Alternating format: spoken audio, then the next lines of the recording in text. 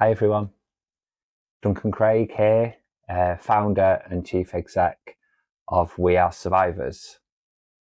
The last few days have been tough, really tough. As you all know, the Home Secretary, the Right Honourable Yvette Cooper, delivered her statement to the House on Baroness Casey's review.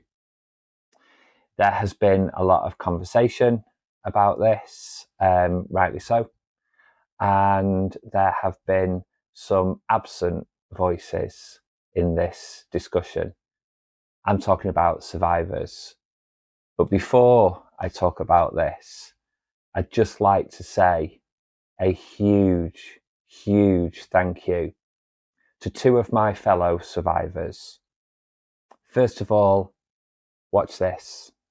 Conclusions. In Eldridge. Thank you, Madam Deputy Speaker. I want to pay tribute to victims, survivors and campaigners. I am 40 years old, and it has taken me to be 40 to be able to talk about some of the abuse that happened when I was a child. As one of the countless victims living with the impacts of grooming, sexual and psychological abuse, I found it galling to watch Tory and Reform members who never once lifted a finger. No, you didn't. You didn't. You didn't. Not one thing. Order. You didn't. You're talking through the chair.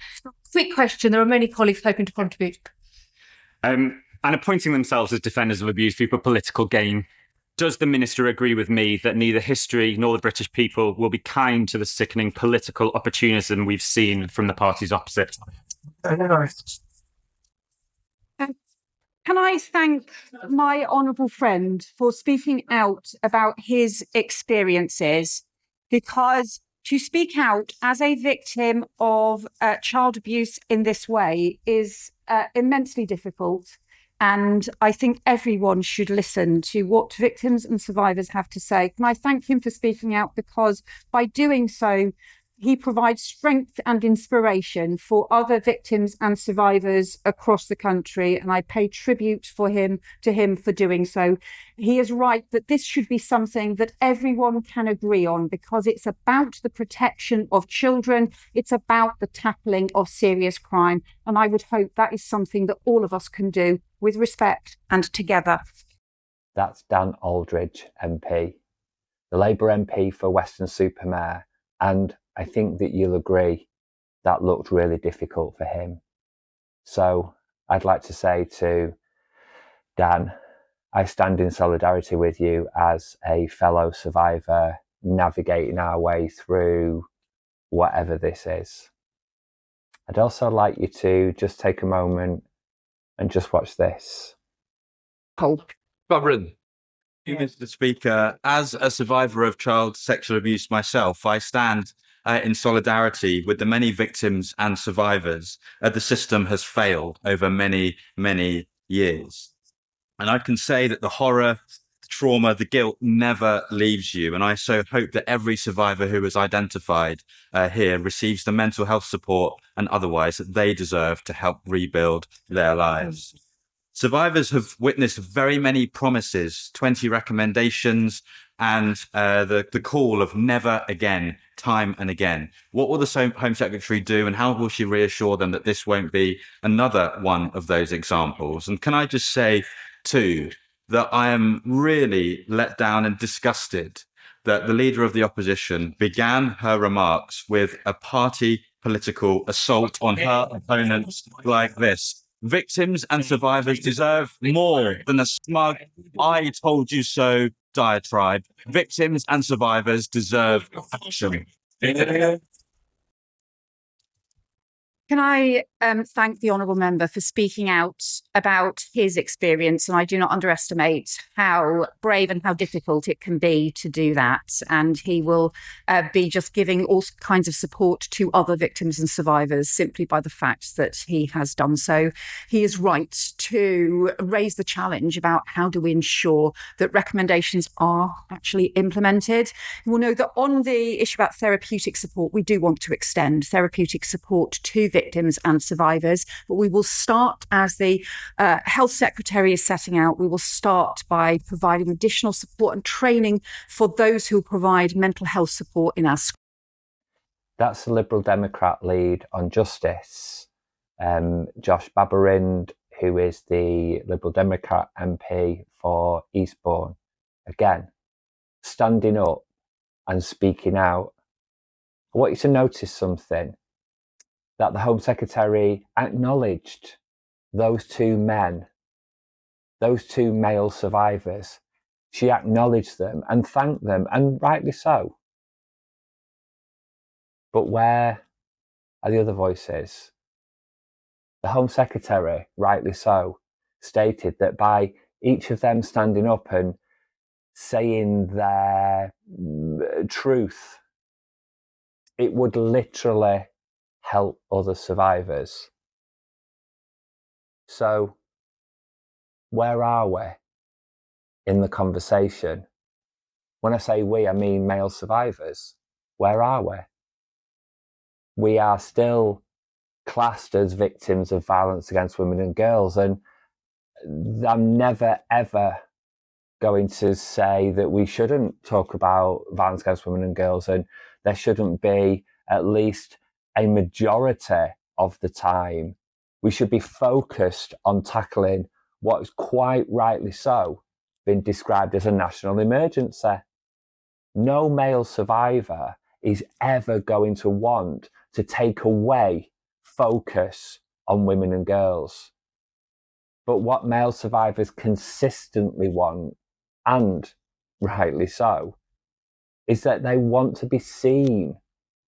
Just like those two MPs in the Commons who, I hate to use this phrase because I never want anyone, any survivor, male or female, to think that when we refer to people as brave, that if they haven't found the ability to speak out, that means that they're not brave, because it doesn't.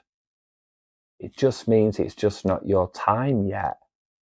But we'll be here when it is. And those two brave politicians that stood up, that were recognised by the Home Secretary as male survivors, I thank you, Home Secretary, for doing that. So why can't we do that in the wider world? Why are we, me, Josh Babarind, Dan Aldridge, other MPs, why are we seen as male victims of violence against women and girls? Surely we're male victims of sexual harms. Today, Ben Obisejekte, who is an MP who has put forward a bill about tackling interpersonal violence against men and boys, today he asked a question, and this was the response that he got. On Friday, my 10-minute rule bill is due for second reading, and it calls for the government to publish a strategy to tackle interpersonal abuse and violence against men and boys. A strategy will ensure that male survivors of crimes considered to be violence against women and girls, like rape, sexual assault, domestic abuse, forced marriage, and honour-based violence, are given dedicated support, and will also prevent male survivors having to be in spaces that should be for women. They're currently included within the strategy for women and girls, due to be published this summer.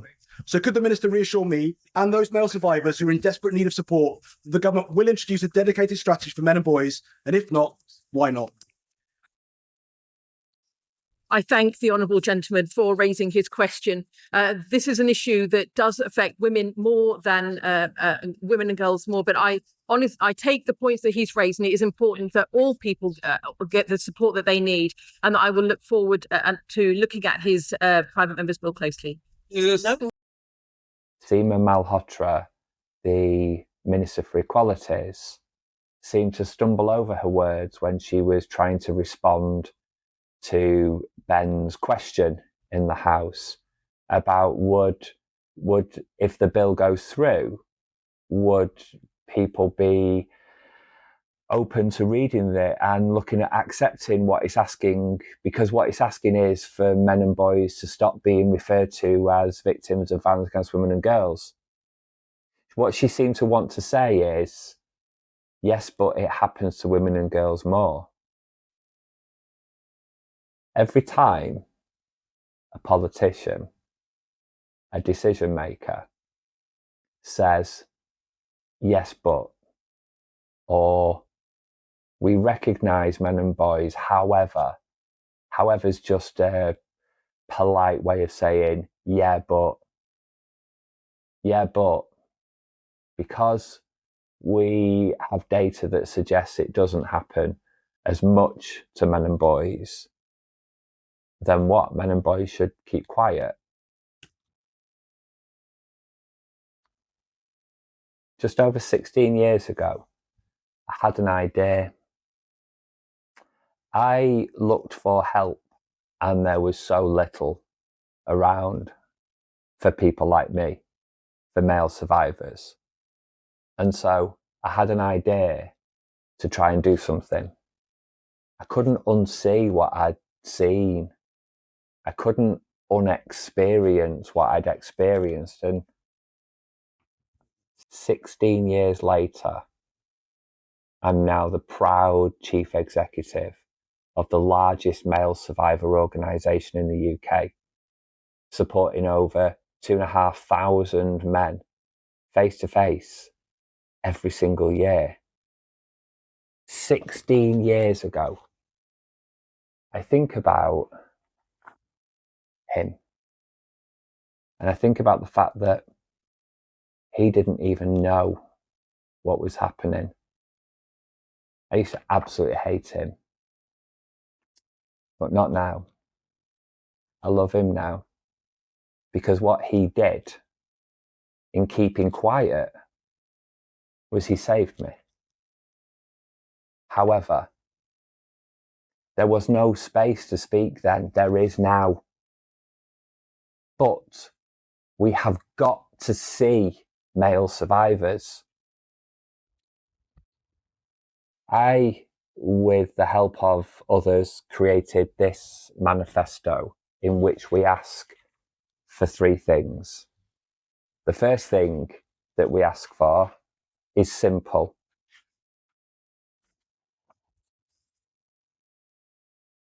Stop calling male survivors victims of violence against women and girls.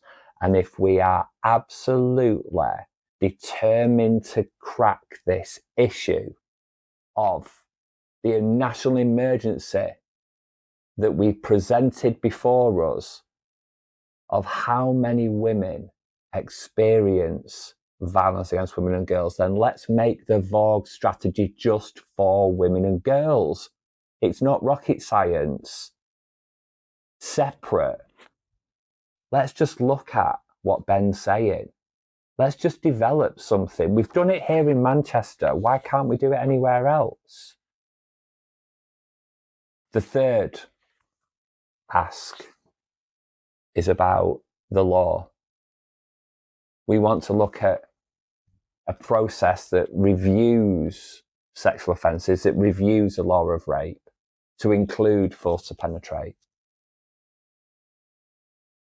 I feel like, I don't know how many times I can say this to ministers, to researchers, to academics, to civil servants, to decision makers.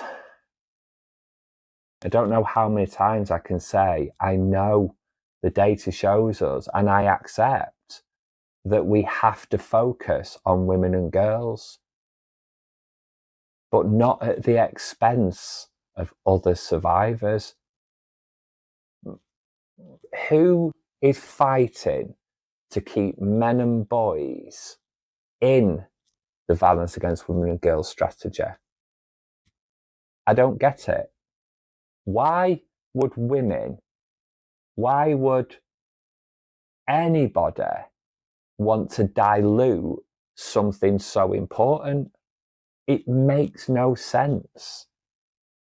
Sometimes I wonder if people think that there is some ulterior motive, that we get boys and men out of the strategy and then we take over. That's not the case. That's not going to happen. Men and boys should be standing up and challenging other men and boys, because quite frankly, the behaviour of so many men is not acceptable. Of course, the behaviour of some women is not acceptable. Men are overwhelmingly the perpetrators of sexual violence. Yes, not all men, but we don't know which ones. And so men should be standing up. We should be playing our part in tackling violence against women and girls. Of course. 1,000 million trillion gazillion %. You get no argument from me there. My public record is something I'm really proud of about what I've done to tackle violence against women and girls.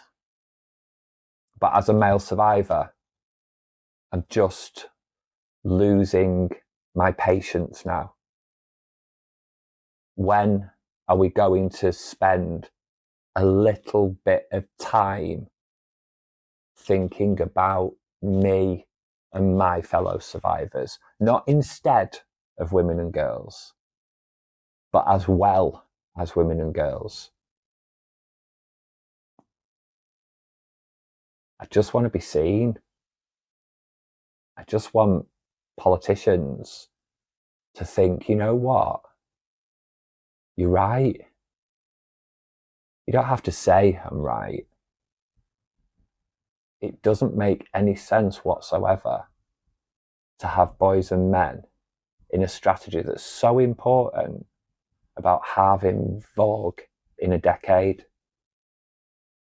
And then separately, we will spend a little bit of time looking at what we can do to support men and boys as victims of sexual abuse, rape, domestic abuse, forced marriage, honour-based abuse. Again, not instead of. We need to move beyond this idea that in some way we can't have two conversations. Or so I ask ministers, Jess, the safeguarding minister, Yvette Cooper, the Home Secretary, Alex Davis-Jones, the Victims Minister, the Lord Chancellor, the Prime Minister. When we're going to deal with boys and men as victims,